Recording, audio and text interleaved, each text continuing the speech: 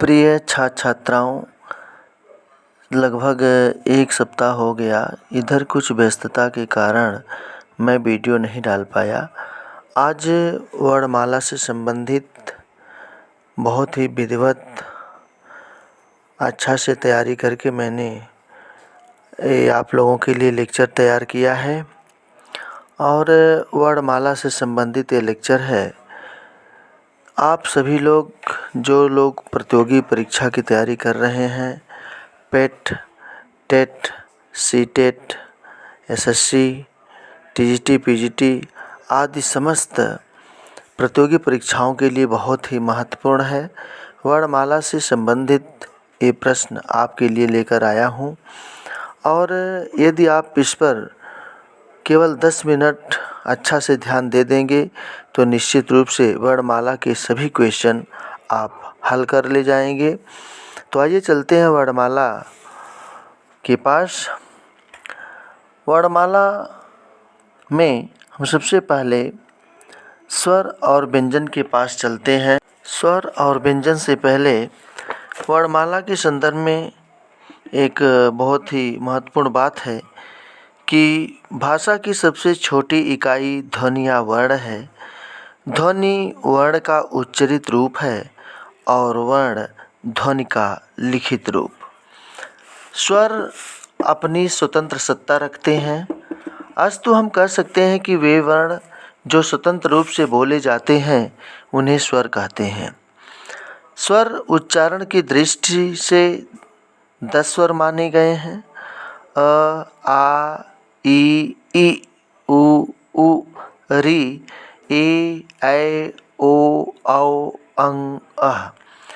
कुल 10 स्वर और 3 स्वर मिलाकर के कुल 13 स्वर हैं। री, अंग और अह जो है वह 3 है और तीनों को मिलाकर के कुल 13 स्वर हैं। री के बारे में हम सबसे पहले चर्चा करते हैं। री को अर्धस्वर माना जाता है, जिसके कारण इसे स्वरों में रखा गया है। री को मूर्धन्य, ह्रस्व, अग्र, आवृत्तमुखी स्वर तथा घोष ध्वनि है। री का अनुनासिक रूप नहीं होता। री का दीर्घ रूप री होता है, जो हिंदी के शब्दों में नहीं संस्कृत के कुछ शब्दों में होता है। री का प्रयोग जिस किसी भी शब्द के साथ होता है वह सर्वथा तत्सम अर्थात संस्कृत शब्द हो जाता है। वह तत्सम में ही प्रयोग किया जाता है। अंग, अह अयोग वाह कहे जाते हैं। ये न तो स्वर के अंतर्गत आते हैं और न व्यंजन के, लेकिन यह स्वर के अंत में अवश्य लगते हैं। तो स्वर में अ, आ, ई, उ, री, अंग, अह के बीच में री, अंग, अह ये तीनों के बारे में मैंने बताया। अंग और अह ये अयोग वाह है और री को मूर्धन्य, ह्रस्व, अग्र, आवृत्तमुखी स्वर तथा घोष ध्वनि के रूप में जाना जाता है। वर्णमाला में अंग, अह का स्थान स्वरों के बाद और व्यंजनों से पहले होता है। अंग को अनुस्वार और अह को विसर्ग कहा जाता है। अब चलते हैं ह्रस्व स्वर के पास। ह्रस्व स्वर अ, ई, उ जिनके उच्चारण में कम समय लगता है उसे ह्रस्व स्वर कहा जाता है तथा जिनके उच्चारण में अधिक समय लगता है वे दीर्घ स्वर कहलाते हैं, जैसे आ, ई, उ, ए, ऐ, ओ, औ, आह। प्लुत स्वर इनके उच्चारण में दीर्घ स्वर से भी अधिक समय लगता है। किसी को बुलाने या नाटक विधा के संवादों में इनका प्रयोग होता है, जैसे राम, ओम। जीभ के प्रयोग के आधार पर अग्र स्वर ई, ए के उच्चारण में जीभ का अग्रभाग काम करता है, जिसके कारण इसे अग्रस्वर कहा जाता है। जैसे छोटी और बड़ी ई, ए और ए के उच्चारण में जीभ का अग्रभाग काम करता है, इसलिए इसे अग्रस्वर कहा जाता है। मध्य स्वर अ के उच्चारण में जीभ का मध्य भाग काम करता है, इसलिए मध्य स्वर कहा जाता है। पश्च स्वर आ, उ, बड़ा उ, ओ, औ, आ जीभ का पश्च भाग काम करता है, इसलिए इसे पश्च स्वर कहा जाता है।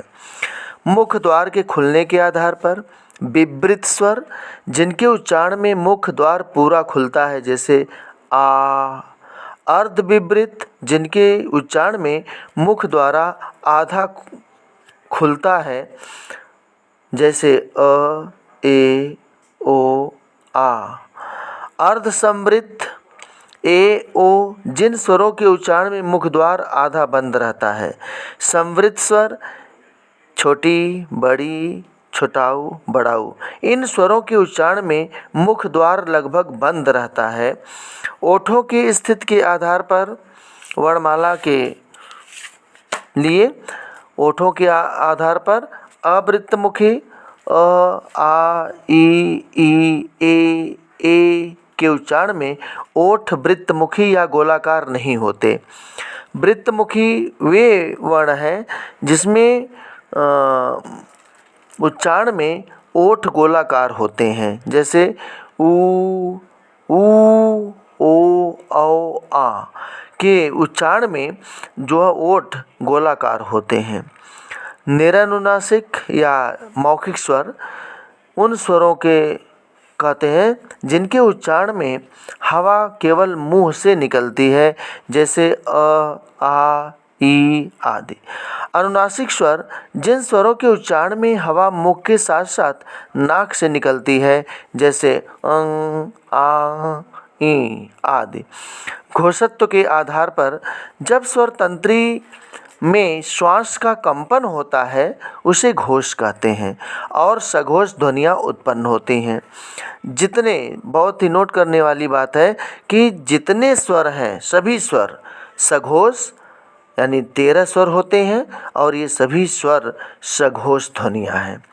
प्राणत्व के आधार पर प्राण का अर्थ हवा से है और सभी स्वर अल्प प्राण होते हैं। सभी स्वर अल्प प्राण होते हैं। बहुत ही महत्वपूर्ण है, परीक्षा की दृष्टि से अधिकतर ये क्वेश्चन पूछे जाते हैं। अब चलिए चलते हैं व्यंजन के पास। स्वर की सहायता से बोले जाने वाले वर्ण व्यंजन कहलाते हैं। परंपरागत रूप से इनकी संख्या 33 मानी जाती है। द्विगुण व्यंजन ड़ और ढ़ के मिला देने पर संख्या 35 हो जाती है। उच्चारण के आधार पर 45 वर्ण, 10 स्वर, धन 35 व्यंजन बराबर 45 वर्ण। लेखन के आधार पर कुल 52 वर्ण होते हैं, जिनमें 13 स्वर, धन 35 व्यंजन और धन 4 संयुक्त व्यंजन।